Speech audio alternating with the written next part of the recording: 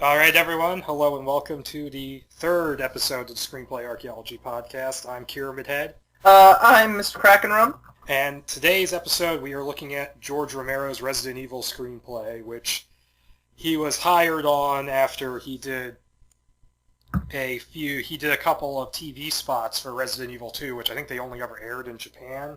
Oh, I didn't even know that. That was what I was looking at a few minutes ago, but Capcom hired him on the basis of those, and so he wrote a draft, and then I've heard conflicting accounts as to why they didn't keep going with his idea, but we'll get to that later, I suppose. But basically, he got shit canned, and they brought in Paul W.S. Anderson, who at this point someone had convinced him that he could actually write, even though he can't, and made the movie. And made the movie we have now. And basically, just a primer for people who don't know what Resident Evil is, all 12 of you. The game's original premise is that it was basically kind of like a half-assed SWAT team called the Stars, who are going to investigate a bunch of cannibalistic murders in the woods outside of Raccoon City, somewhere in the Midwest. Even though there's mountains, and there are no mountains in the Midwest. And they end up... Those Japanese! Yeah, they don't know their geography. But they end up getting trapped inside this mansion full of zombies, and spoiler alert for the people who don't know, there's a secret lab run by the pharmaceutical company called the Umbrella Corporation that's underneath the mansion. They're also totally not evil at all. Yeah, not evil at all. And their home base is in France, apparently, which is weird, even though Spencer isn't French. But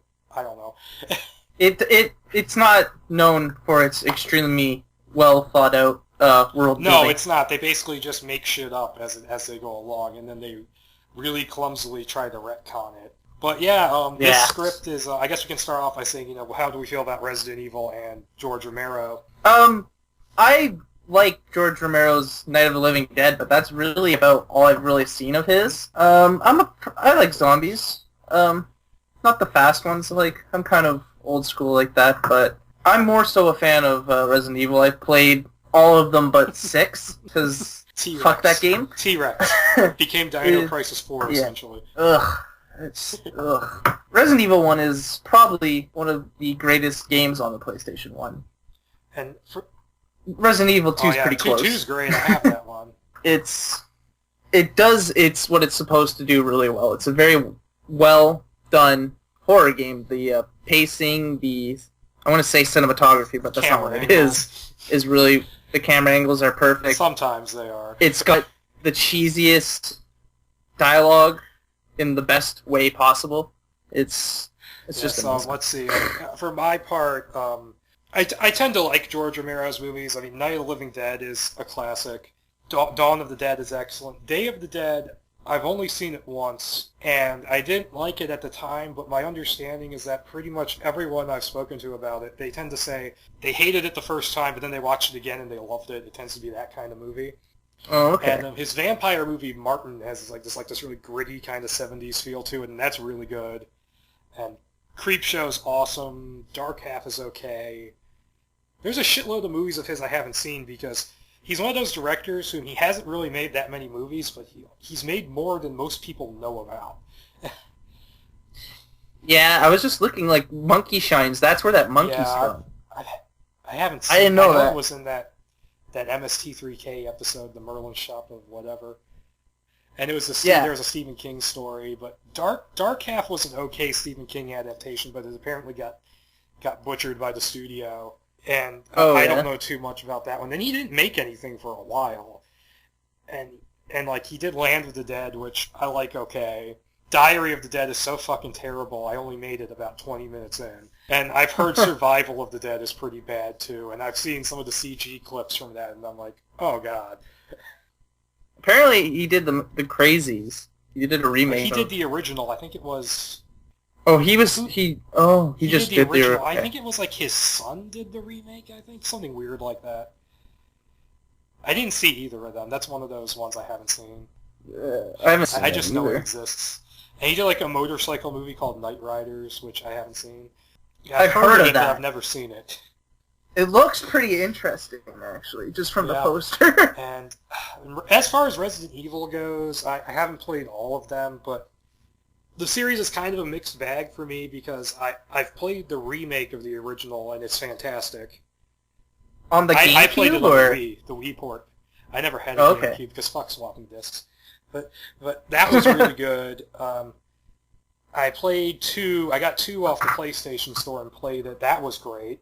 Although it's kind of hard to take the main villain monster seriously when its sound effects were basically a guy going into a microphone going, "Roar!" That game's really good. I downloaded 3, but I haven't played it yet. 3's pretty good. I just keep hearing about how they randomize the puzzles and that, and I'm like, I don't have the patience for this.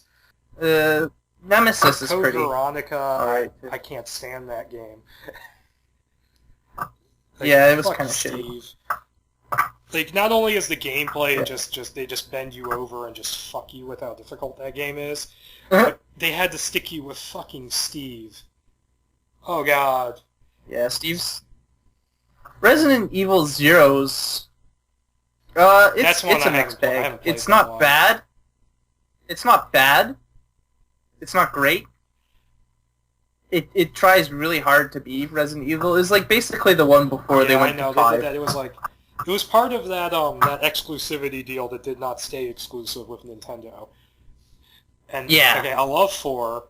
4 is probably the best. 4 is awesome. 5 is okay. It's just not one I could replay.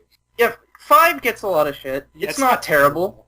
It definitely went more action-y, and that's not a great thing. But it wasn't like it didn't go 6. I haven't played 6 or the Revelations ones. Yeah.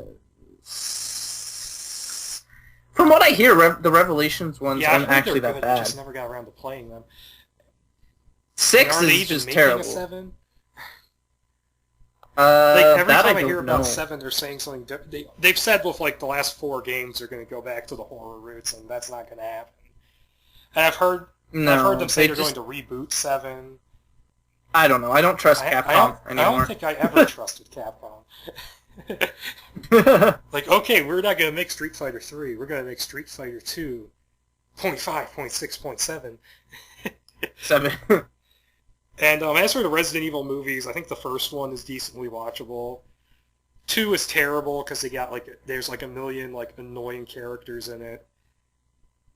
And the third one was so boring I didn't even watch 4 and 5, so I can't talk about those. GTA, motherfucker! 10 points! And he gets distracted and crashes his car because he's looking at zombie tits. What the fuck? Yep. The best. I actually, I'm gonna lose all my cred here, but I actually enjoyed the first 3 Resident Evil movies. I don't think they're necessarily great movies. I thought the first one was actually pretty good. It got the feel. It didn't really... It wasn't super true to the source material, but it definitely got the feel of what a Resident Evil movie should be. Funny. Because it was unintentionally the first time she gets bit by a zombie, she's just like, "She fucking bit me, man!" And then she gets bit like 5 times. The laser beam they actually scene. Stole that from this script. Kind of, sort of. Yeah, a little bit. It's pretty funny. The second one's not great at all, but I still enjoyed it because I thought it was stupid fun. I just like I remember annoying me about that was like reporter chick was completely pointless.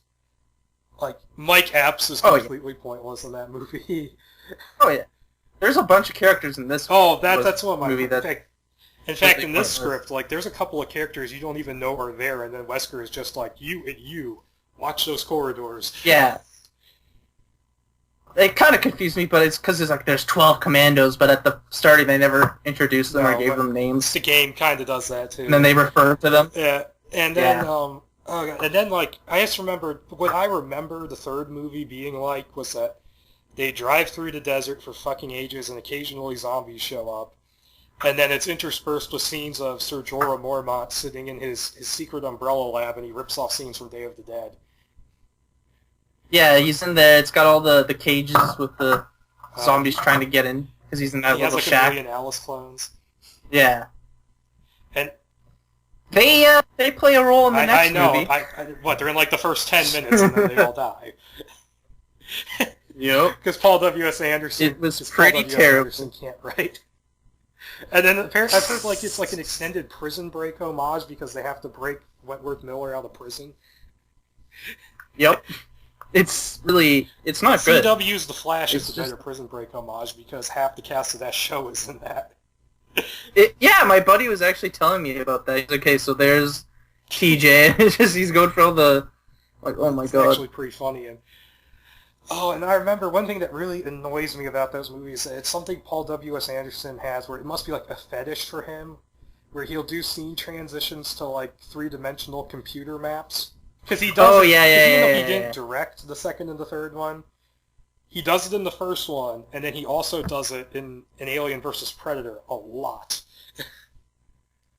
Yeah, he likes it. Which I wonder if he did that in Pompeii. I didn't see I it never either. saw I it. didn't see. Somehow, I didn't see figure it out. Musketeers either, but I've his never Three even heard of that Musketeers movie. Oh, is that the one with Mila fucking- Jovovich what's his is in face? it. Yeah, she Is is. she? She's a bad guy. What It's the like hell? the bad guys are like Christoph Waltz, Mila Jovovich, Mads Mikkelsen, and Orlando Bloom. Okay, I might have to Orlando watch Bloom. it just because Mila Jovovich is in it. Oh yeah, like fucking Percy Jackson, I think, is the lead in it. This is new, right? This was 2011. This is a new one? Yeah, that has what's his face in it. Again. It's not Percy Jackson. It's Percy Jackson. It's Logan Lerman. It's Is Logan it Percy Lerman, Jackson? Oh, he was in Percy yeah, he Jackson. was Percy Jackson. What the hell? I thought he was someone else. And that's how that. Who did I don't think know he who was? But that's how being in Percy Jackson was how he hooked up with Alexander Daddario, bastard. I thought he was Jesse Jesse Eisenberg for some reason. That would have been pretty funny, actually, if he was in Three Musketeers. That's why, like, I wanted to see it because I thought it was Jesse But like, also, Eisenberg. like Ray Stevenson is in it as well for some reason. Yeah, Luke Evans is in it. Luke Evans, that's a guy who, damn, he needs to pick better screenplays. Yeah. I mean, I've heard Dracula Untold was just about as, like, I've heard it's not terrible, it's just forgettable.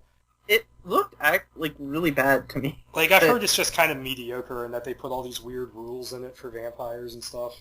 And that the best part is Charles Dance, and he's in it for, like, a minute. I can't believe I thought that was Jesse Eisenberg. I mean, it's not even like he was Michael Cera, because that mistake would make sense. No, mistake that would have made sense. been fine.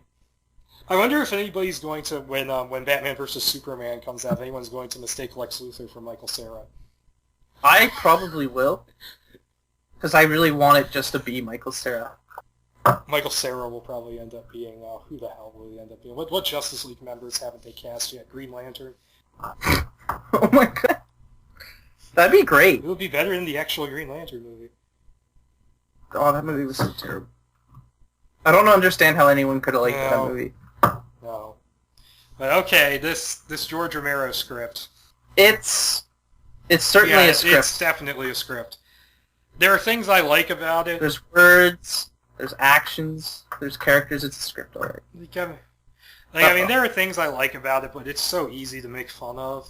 Yeah. It's, like, there's some actually, like, really good shot descriptions in here. But everything else is either mediocre or Like, I like just how, terrible. like, there's a bunch of things I like in terms of changes from the game. Like, I like how the mansion actually makes sense in this version. Like, it was like a pre-existing structure with secret passages underneath it. As opposed to a mansion they built They just to just hide the built a lab. huge mansion and put all this shit in it and made it look old. Yep. To hide a a lab, lab. which is really tiny in the game. Yeah, Really it's like it's like two hallways. It's like a couple floors big and a few rooms. Like, why did you need the whole complex above it? Because Umbrella is, like, just literally shitting money. Well, and then you got like the Anderson version where the mansion looks like it was something from a theme park. Yeah. The Alice in Wonderland. The lab lab wasn't was too cool. bad. Although if you look, I noticed this the last time I watched, is that whole big room with all like I don't know what they are, the fucking freezers with the liquors inside it. If you look closer, you can tell there's meant to be like a ton of them. But like the last two rows of them in the background are really obviously cardboard cutouts. And they keep showing it too because they keep having scenes of them walking through that room. Oh my god. The money. Yeah, the effects weren't the best in they that weren't. movie either, though. Like, the liquors looked Yeah, like shit. and that would have been a huge problem if they actually produced this script because There's a lot there's of... not even liquors in this, but there's so many different kinds of monsters in it that George Romero has never had big budgets. Like, and even his bigger budgeted movies never looked that big budget. Like, Land of the Dead had a pretty high budget for him, but I'm guessing most of that went to Dennis Hopper's cocaine fund.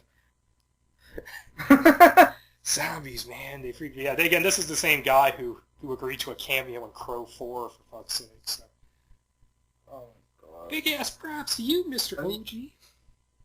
I didn't even know they made four. Yes, they did. And he plays like a gangster rap talking satanic priest. Oh, that's awesome. Yeah, and he has to marry David Boreanaz and Tara Reid so that Satan can come to Earth and David Boreanaz. That's literally probably the best thing I've heard all day. And he's as Dennis Hopper's leaving because Satan's possessing David Boreanaz, he's like, wicked ass props to you, Mr. OG. Oh my god. And that's fucking amazing. Edward Furlong is the crow in it, and he draws on the markings with Sharpie. In fact, the third one actually has the guy, the guy who was a cop but wasn't a cop from the first Resident Evil movie. I know who you're talking about. He was the crow in the third one, and that role was actually supposed to go, in the Resident Evil, was supposed to go to David Boreanaz, but I guess he read Anderson's script and went, nope. Nope. But the Romero screenplay, I like how it is the game, but it's not slavishly copying it. It does its own spin on things. Cool. Chris is a Mohawk native. They really throw that in your face, but it's open different. It with him fucking communing with eagles. With the eagles that never show up ever again. I thought they're his that would pets be really or something funny if the eagles showed in and then carried him out of the mansion at the end. Or they just attack the tyrant. He's like Native American Gandalf. He summons eagles. My god. He gets the fish out. I love how the zombies in this, they're so desperate for meat they steal fish from the fucking eagles. Yeah. And that's one thing I do kind of like, is that they don't just throw the zombies in your face right away. They do kind of build up to them. Yeah, well, that's kind of what the game did too. So that's really cool. There's solid build up to most of the creatures. They stay in the shadows, except for two, which just come out of fucking nowhere. You got the zombie sharks, which I thought was kind of cool that they were in the script, because fucking zombie sharks. But then the snake just shows up out of nowhere. And he's like, hey guys, I'm a giant snake, and then... Oh yeah, and the lady's like, hey, snake was just an and then axe. Chris, slices it open and blows it up, which was actually pretty cool. But, it's just hanging out in the same room as the giant plant, so apparently the giant plant will, it'll kill anything. Except the snake. It's cool with the snake. It's like Garden of Eden. The build-up to the plant was really weird. Because there's just random vines in the upstairs part of the mansion. They're like, just so you guys know, there's a giant plant, but we're not going to show it to you yet. Because we're going to sprinkle it in a little bit, and I guess that's basically what they did. They sprinkled it in one place, and then it was gone. And then it showed up again, it's like, yo, what's Plant up? 42. I'm the solution to the universe. Yeah, and then Jill and Chris are lovers because you need to have a couple in a movie. I'm actually okay with them being a couple because as fucking obsessed with each other as they are in the games, they might as well be. Yeah, but they're just really good friends. That's what there's no real romantic implications of as it. Barry would put it, Chris is our old partner, you know. Which, I actually kind of liked Barry in this. Yeah, Barry I was liked Barry sweet and Wesker in this. They were actually really cool. I don't know if I liked Wesker, because I think it was a real departure of what Wesker was in the game, a little Wesker too much. in the game was just after money. Well, he's just after money, like he was in this script, but he was more mysterious than just I'm a soldier. He's much more of an asshole in the game, which that's actually one of my problems with Wesker, is that when they all turn on him at the end, it's not really worth it. They just come off like a bunch of self-righteous pricks. Yeah, because to be fair, he has a point. He's been this is his way out. He's been Umbrella's lapdog for so long, and he just wants out. He's offering to share millions of dollars with them. But because George Romero has to do his bit of ridiculous social commentary about how money is evil, rich people are evil. At least he's more subtle about it here than he is in Land. I mean, they are, but it doesn't really have a place in the Resident Evil movie. It's kind of weird. But But yeah, Wesker needed to be just a little bit more evil, and I'm not sure how I feel about the explosives that destroy the lab being hooked up to his heartbeat. Like, that should have turned out to be just another part of the ruse. Yeah. It should have. I mean, it's kind of neat. Like, I laughed really... This is kind of related, but the Game Boy. Oh, yeah. It's literally, like, in the script, described as, it looks like a Game Boy. As much money as possible. Oh, yeah, he loses the Game Boy pretty early on, though. Yeah, but it just reminded me of that. Because it gets wet from the shark's tank water, because Chris is a dumbass and falls in. It's fine, though. He's one of the Yeah, but the sharks still try to eat him.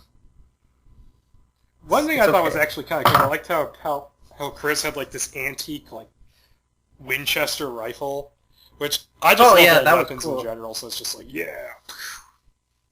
Yeah, it was really cool. And there were some decent kind of gory scenes in it, like the stuff with the horses. Yeah, the horses, like, trying to stand up as its, like, guts are all falling out.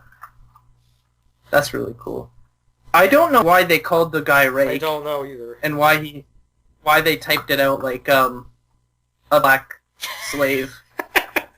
I think he's just supposed to be, like a simple country guy, even though he lives, like... Yeah.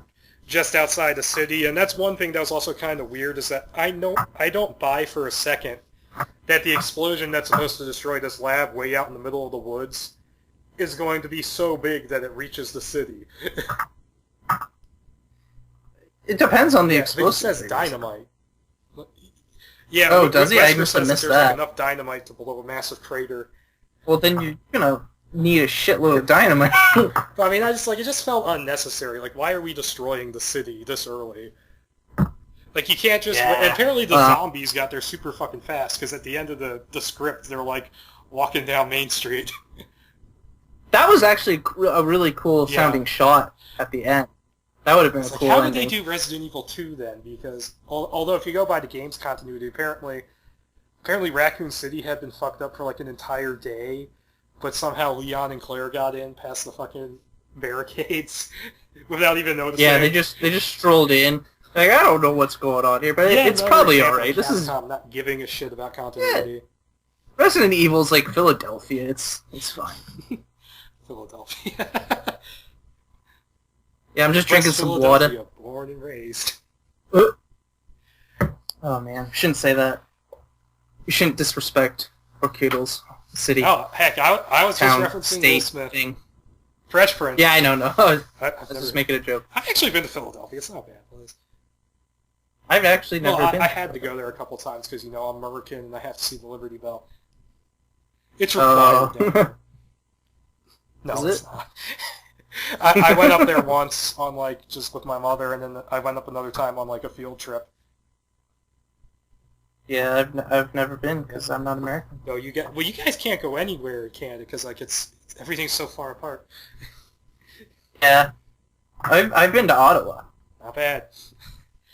Can you imagine if they? I would I know Romero obviously would have filmed this in Pittsburgh, but I wanted it. I would have liked it to be filmed in Philadelphia. but nowadays they probably would film it in fucking Vancouver because everything films in Vancouver. Yeah. Oh yeah. Oh yeah. For the past 10 years, everything's been especially filmed in every Vancouver. TV show, every superhero thing. If it's do you want somewhere to look like Seattle, but you don't want to pay American prices?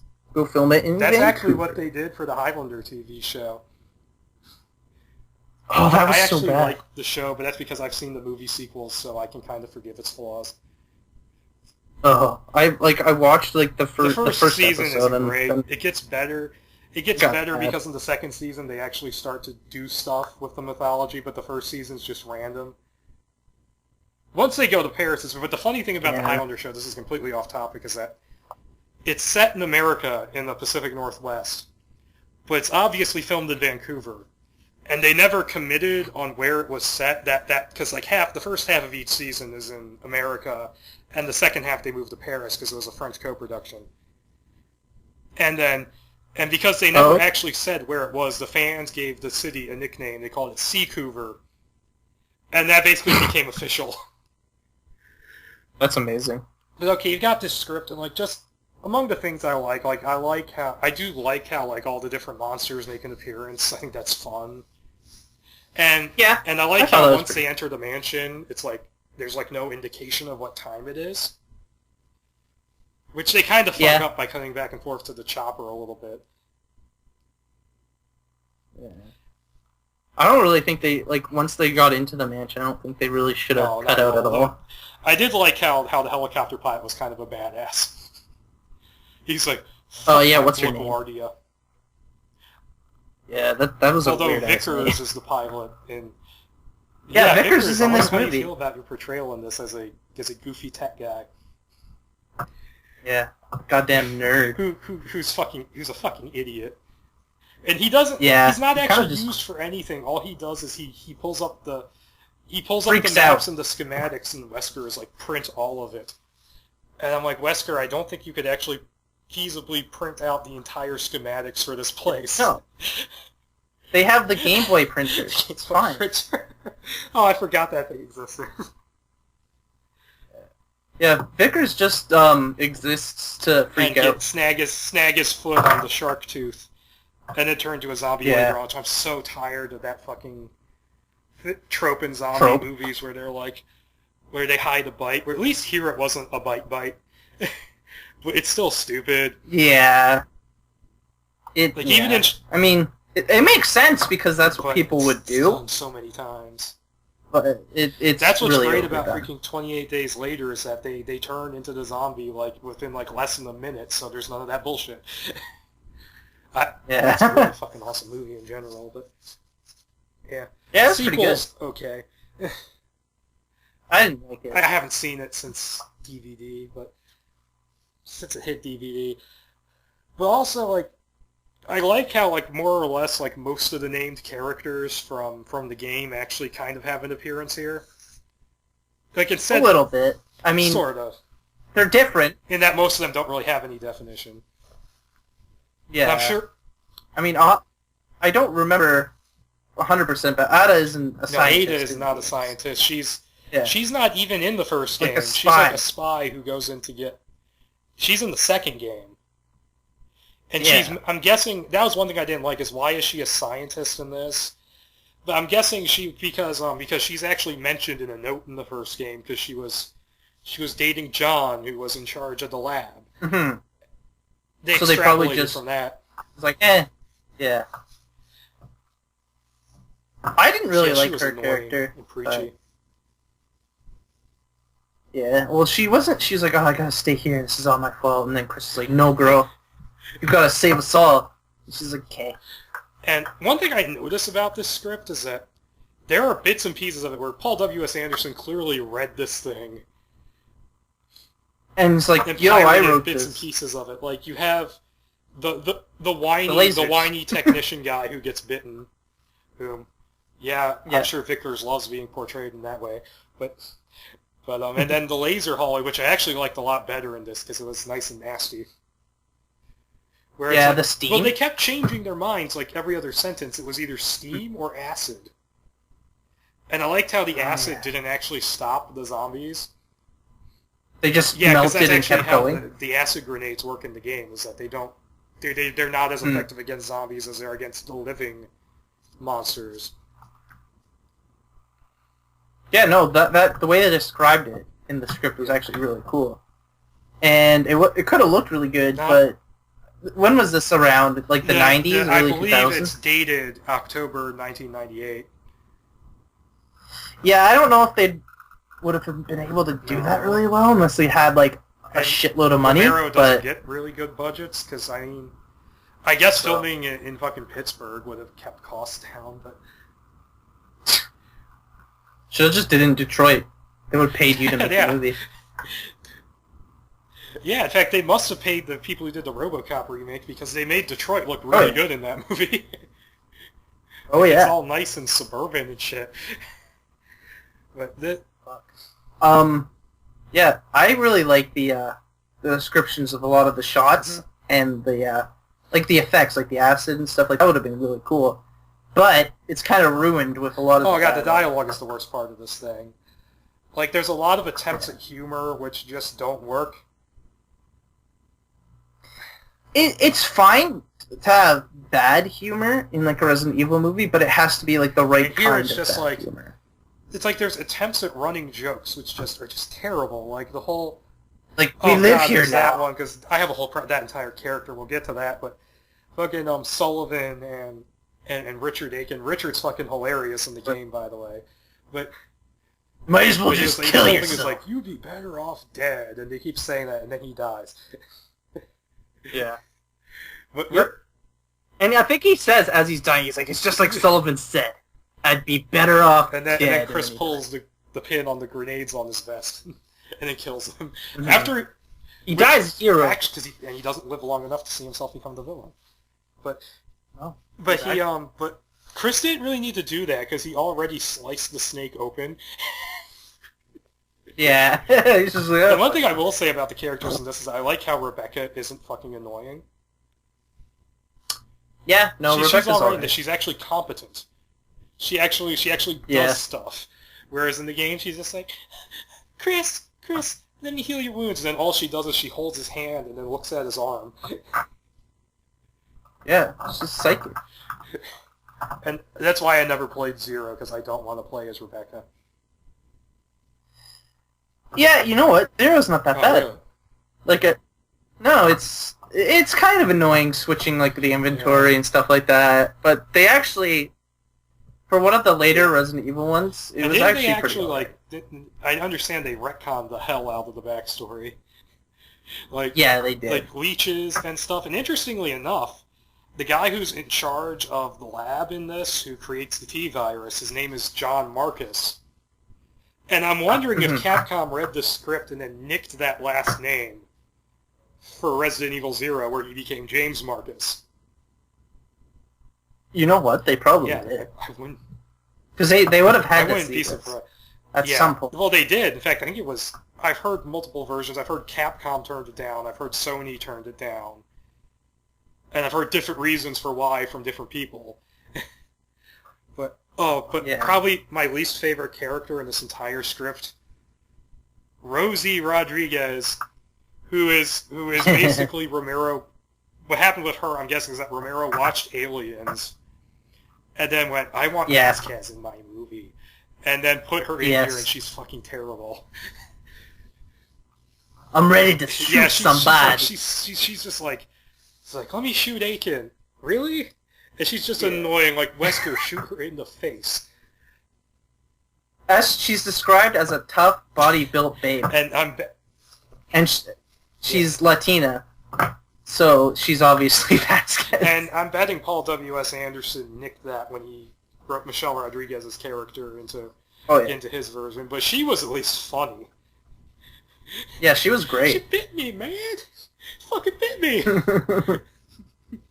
Yeah.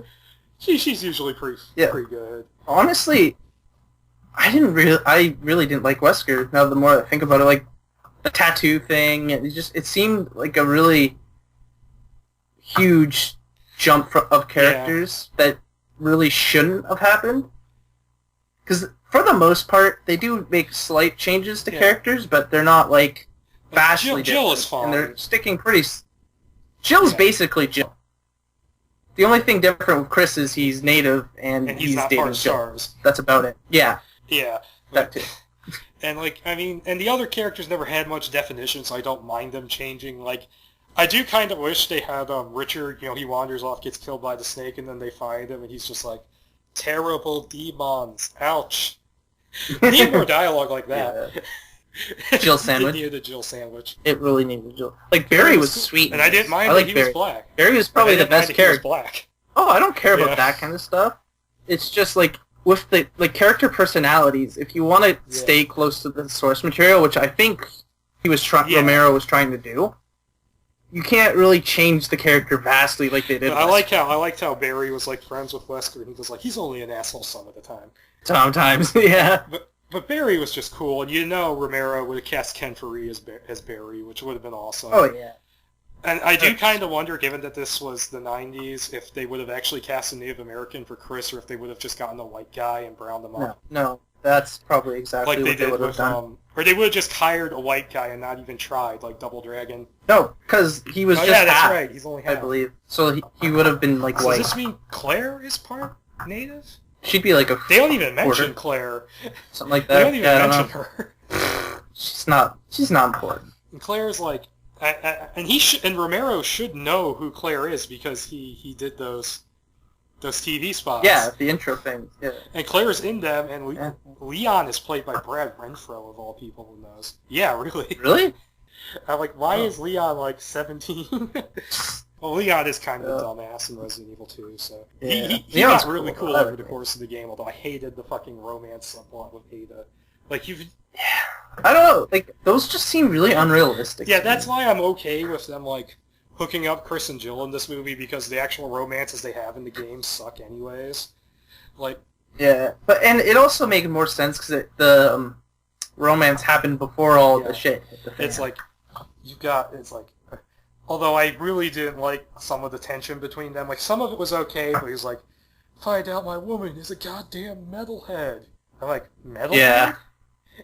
What is that? Yeah. Because I looked it up online and I couldn't find anything. Even Urban Dictionary didn't have shit on that. Like a metalhead, someone listens to heavy metal. It shouldn't be a problem. But in this context, it makes absolutely no sense. It's part of the really heavy-handed, greed is bad, and war is evil. Yeah, I guess. I don't know. It was just really weird. Oh my god. I do kind of like that they established that there's like a firm military presence behind Umbrella. Because in the games, Umbrella is just like... Pharmaceuticals. Yeah, they're a pharmaceutical company, and they're also making bioweapons just for the hell of it, I suppose. Yeah, and in the movie, it's like... Although it's not nearly as heavy-handed as in Anderson's movie, where the opening narration is like... It's like they manufacture pharmaceuticals. They also sell health insurance. Paul W.S. Anderson, don't you ever try to do social commentary ever again. Normally I wouldn't be like annoyed with the preachiness of it, but it just in this movie it feels really out of place because it mostly comes in at the end out of nowhere. And the worst bit of dialogue is right at the end when Chris is like talking to Ada and she's like, how could we have done this? And he says it's the worst title drop I have ever read ever. Where he goes, it's the evil that resides within us all, makes us greedy and uncaring. Like that's some samurai cop level dialogue right there. Oh yeah. I'm imagining Matt Hannon as Chris Redfield. That would actually be really cool. Oh my god. But that whole thing was just awful, especially because it's like they're trying really hard to justify a title that never had any justification to begin with. No, like, I'm pretty sure it was just because it sounded better than Biohazard. They changed it from Biohazard just because the name Biohazard was already trademarked. Yeah, it was like a band or something like that. Yeah, it was like a band, so they had to change it. I think they called it Resident Evil because it takes place in a house. Yeah. And it's evil. Because zombies are evil, they're not just, I don't know. Animals. Yeah, like, the Tyrant was pretty sweet. The Tyrant sounded really cool with, like, the extracting claws and stuff. That, and I like the fact that the Hunters were actually in this script, but why did they make them cyborgs? Yeah. That was just weird. Know. It's like Romero just went, well, they're mutant frogmen, but we need to brushes up. We need to put the Borg. He wipes off his massive glasses that he has, and then he goes, let's make them robots. That would make more sense. People like the Borg from Star Trek, right? Let's just put them in our movie. Contact is only a couple of years before this. That movie's awesome. Yeah. Yeah. I like that movie. Fucking Patrick Stewart with a Tommy gun. Yeah, that's like the greatest thing in that movie. He's just like, just mowing down all the Borg in a tux.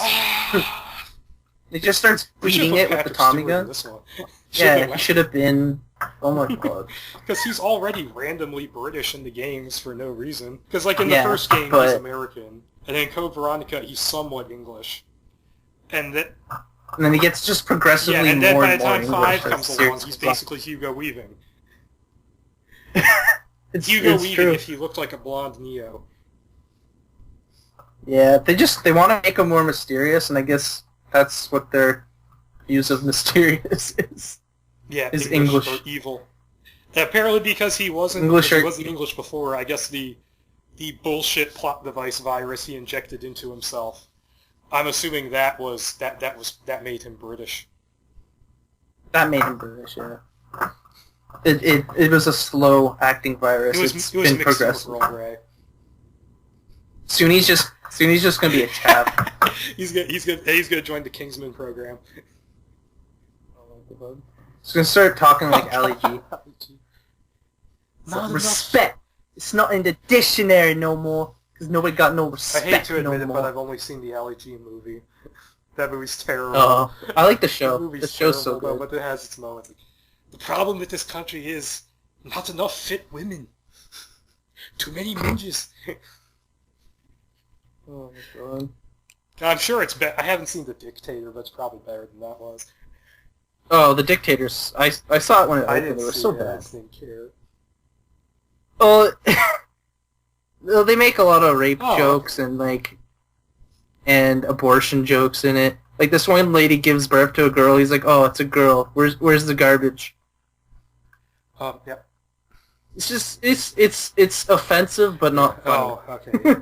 One thing I noted down here is that I said that pretty much one of the problems with the script is that none of the characters really have much in the way of definition. They're just cannon fodder. But they still have more definition than all the people who get slaughtered in the Mountains of Madness script.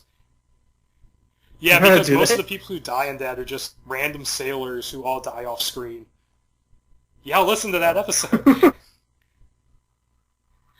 Yeah. Yeah, I should. Aiken and Sullivan didn't need definition because they're just jarheads. Rodriguez had too much definition. But you got two characters who just show up out of nowhere, one of whom was Marini from the games, whom, based on how he looks in the game, he probably would have been the Tom Savini cameo. And Ford, whom I don't think is a character from any of the games, and they both get killed. Yeah, as soon as they show up. They showed up out of nowhere, I'm like, okay, I know who all the characters are. Nope, I don't. Yeah, they said there was 12 starter members. Yeah. They said there was 12, but they didn't name them all. So I guess they were just... They expected you to know. They all just have names. I think it's pretty funny that Alpha Team has 12 members, but Bravo Team had 4, and they all die immediately except for Jill. Except Jill. Yeah. And I like how Jill's beret is actually a plot point. That's kind of funny. Because you're supposed to think she got killed by the dogs, and they find her beret in and among the bodies. And then Chris Wesker gets really mad. He throws away. Chris picks it up and stuffs it down his shirt. Yeah, just stuffs it down. I can jerk off on this and remember our love. Oh my god! Then he hates her for most of the script, and that was annoying. There were parts of this that just felt like padding, like the part where they go back to kick the table away from the vent. And, oh god! Speaking of the vents, this script is has more vents in it than fucking Half-Life does. They spend more time in vents than Gordon Freeman and John McClane combined. They really like vents. I don't know what else to say besides that. They're just in vents. What, your key card doesn't open the fucking doors, Wesker? Nope. I guess he needed the red one for the sword key. The sword key. Which I am glad that they didn't make this a 4-hour script with them trying to find the right keys and the right emblems, because even though that would be funny, it would be terrible. It'd be hilarious. It would be boring as hell after a while. It wouldn't make a good movie. For an example of some of the dialogue, they're talking about Wesker, and Chris calls Wesker a Looney Tune. I forgot about that. And then Jill's like, he's just trying to do his job. Wesker actually takes his sunglasses off in this, too. Yeah, it's multiple he never does that in the first game. He wears his sunglasses at night. Oh my god. There was something in here I remember that I wanted to talk about, but I can't find it. Yeah.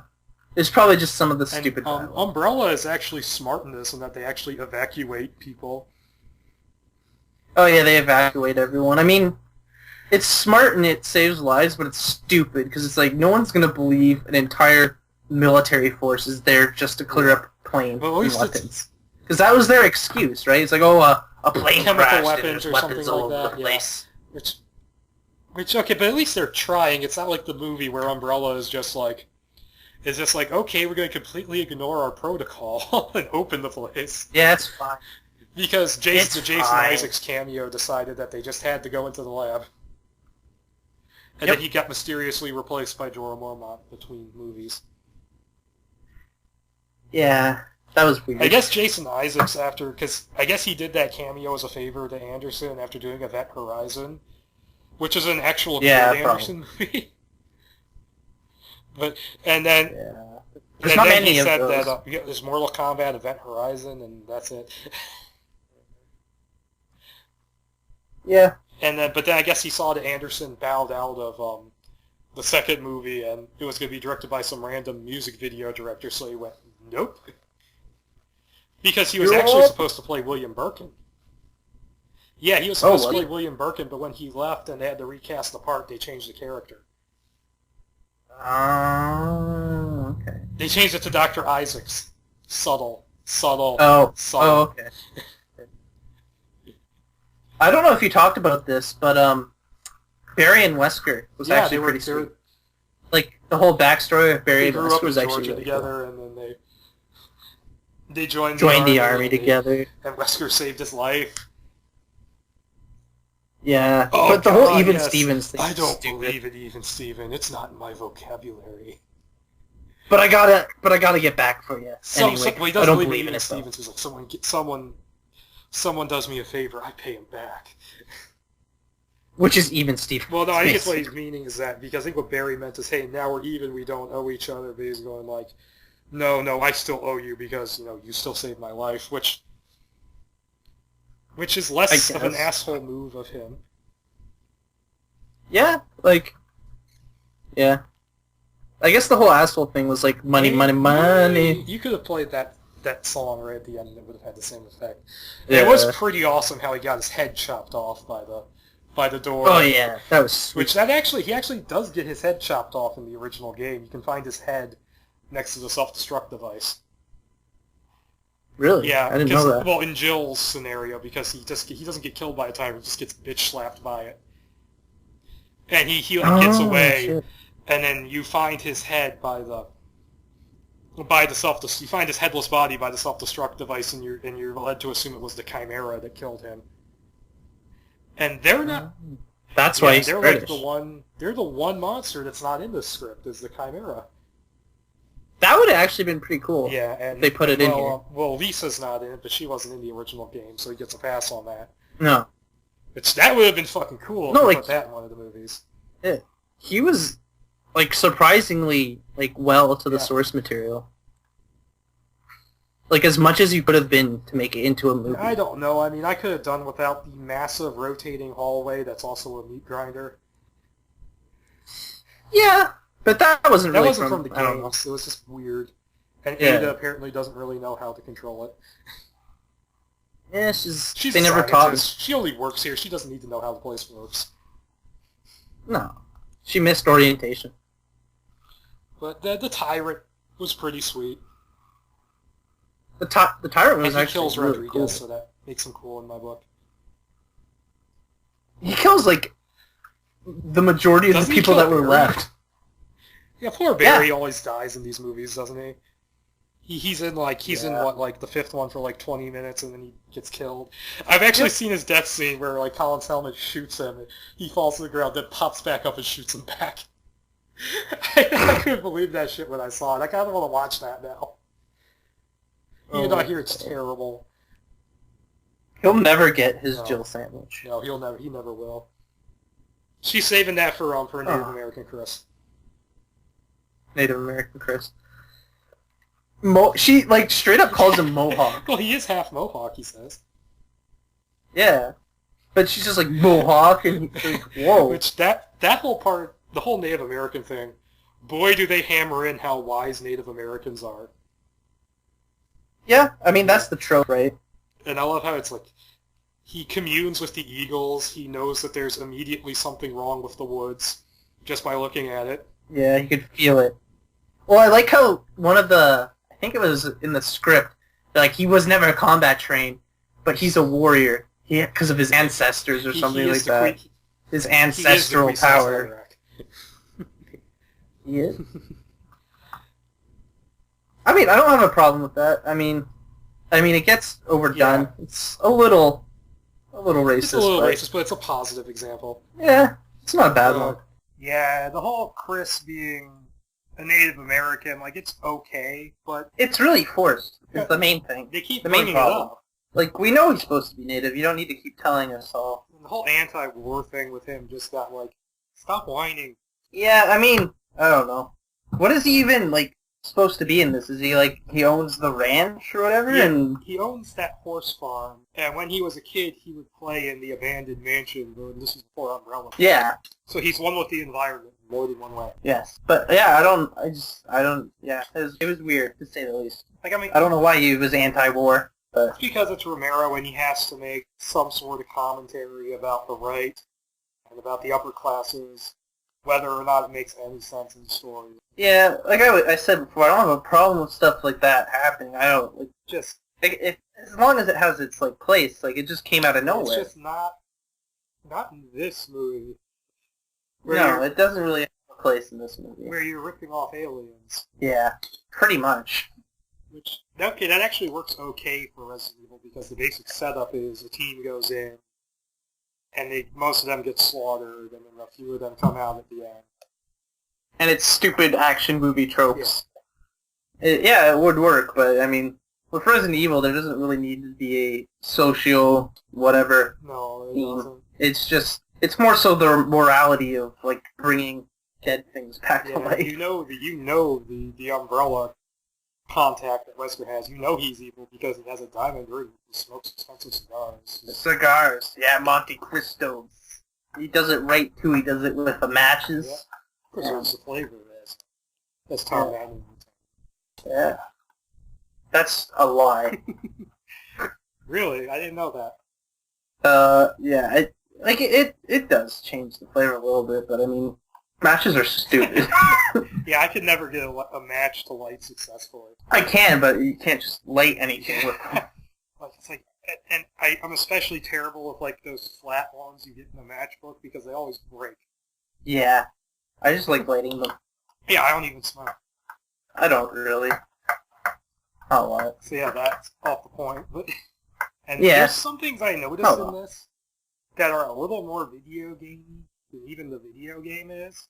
Like where they have to hang on to the fucking chain thing and shoot enemies as they're attacking them at the end. Like that could be like a set piece in Uncharted almost. Yeah, like it actually. And the really thing did. where they have to shoot the hunters in the joints because the rest of them is bullets. Oh yeah, that was silly. That was really. You don't video actually. game. I'm pretty sure that's from not a actually game. From Resident Evil, at least. Not Resident Evil, no, because but it's basically from the way I fight the hunters is I just pull out the auto shotgun or the combat shotgun, whatever it's called, and just shoot the hell out of them before they get close. And it works because, like in most video games, shotguns are ridiculously overpowered. They're either like ridiculously overpowered or they're useless. In Silent Hill Origins, with the supposedly realistic shotgun, which only has 2 shots. Oh, no. Yup. Well, I mean, it depends on the shotgun. Some shotguns. Well, I know that, but you don't need to put that in the video game. No. Not that game. Where nothing makes any sense anyways, like a dude just finding random pizzas. No, that makes a lot of sense. I've had that happen. Yeah, he just found it on the roof of the garage over there. Yeah. Damn it, Walt, stop throwing pizza up there. You know what, I've actually never watched that much Breaking Bad. I'm going to lose all my cred in this interview. Yeah, you are going to. I mean, that's not a spoiler. That's just something that happens in Season 2, I think. I know that happens, but, like, I think I watched the first episode, and then I never watched it ever again. Yeah. I just watched it because it was all up on Netflix, and it's like, yeah, I don't have to wait for new episodes now. You know what would actually, like, if they did it properly, Resident Evil would make a decent There was actually a miniseries. pitch reel for a TV show, which it was an unlisted video on YouTube that I got the link for. They're going to call it Archaeology, and it was going to be about. Oh, okay. The pitch was that it was going to be about a Raccoon City police detective who is uncovering the Umbrella conspiracy, and they used clips from I forget some of the shows they used, but one of the shows they used clips from was Hannibal. Because it was like Really? it was like a pitch reel, which the idea for the reel was that it wasn't supposed to tell you the plot. It was supposed to be to give you like the idea of the feel of the show. It was like a sizzle reel. Yeah. And they used like some of the murder scenes from Hannibal, some That actually would have been I'm really trying to cool. remember what some of the other stuff was, because there was some good stuff in there. I'd forgotten about that until just now, but it was actually interesting, and they said that the idea would have been that this detective, he's uncovering the conspiracy, and then he gets infected. And he's like, he's trying to find the cure, which hopefully he wouldn't, because that's one thing I like about this script, is that it turns out the antidote is bullshit. Yeah, I like that too. It's just a lie to get everyone going. Instead of, the Paul W.S. Anderson version where the green Kool-Aid counteracts the blue Kool-Aid. Yeah. And also, you can't just cure a virus. That's not how it works. That's not how a virus works. I'm pretty sure that's how AIDS works. Because, viruses, you can, kill bacteria because they're, little living things. A virus is just, a fucked up strand of RNA. You can't cure a virus that easily. Yeah. And that's one of the things I think they could have changed in future drafts is that, okay, the antidote is just bullshit. It's just, it's just him leading them on. An excuse, yeah. It's an excuse to get everyone But they also should going. have made his dead man switch. They should have made that a smoke screen as well. Yeah, that would have been cool. Because that's another reason to get people going. Because he threatens them if they don't... this is for the people who don't obviously haven't read the script. But he threatens the rest of the team to keep going once they're no, screw this, let's just leave. He threatens to blow everyone up. Dead man switch. Because there's a confrontation. There was a huge problem with that because it was established earlier that they can't leave because they've been sealed in. But yeah. And they need Wesker's keys to get out. His blue key. Jill had the blue. Jill had the blue key. Wesker had the green key, and he had the green red one. And the red one was the super key. It opened every door. Yeah. The one thing I did actually kind of like was how they started propping doors open, and then at the end, Ada's like, "You left doors open? What the fuck? You guys are idiots." Which that kind of got copied over into Anderson's movie because all the doors open. Yeah. And then all the zombies come out, and the Red Queen's just like, "You stupid fucks." Yeah. What else is there? There's really not a whole lot. That's the problem. It's you can't really take the shit on this movie script because it's not terrible, but you can't praise it either. It's not good. Yeah. Which actually, it is what it is. This is kind of cool. They made an animated movie out of it and did it specifically for riff tracks. Yeah, this would that would be a way to get around all the monsters and stuff at the time. Would have been to make it animated. The great unmade movies that get made into animated films. Jodorowsky's Dune, George Romero's Resident Evil. Yeah. John Borman's Swords. Oh my god. Which that's in the mail. That's coming. Yeah. Is it? Marquette University. Nice. They were nice enough to eat. You have to pay them $25 for it. Yeah, but that's not. I have to spend fucking hours scanning it in. All right. Final thoughts on Romero's Resident Evil? It is what it is. It's not bad, but it's not good by any shake of the imagination either. Yeah, that's what it is for me. It's just kind of okay. It's there. It would have been a fine movie if it ever got made. It just, they would have had a lot of problems with the budget. Yeah, the budget would have been the biggest problem, and it probably would have gotten better in later drafts, but Capcom and Sony just went, nope. They went with Paul W.S. Anderson instead. Who probably doesn't even do rewrites. Yes, jizzes on the paper and goes, okay, here you go.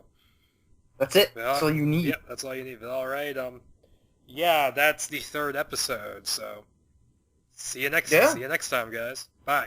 Au revoir.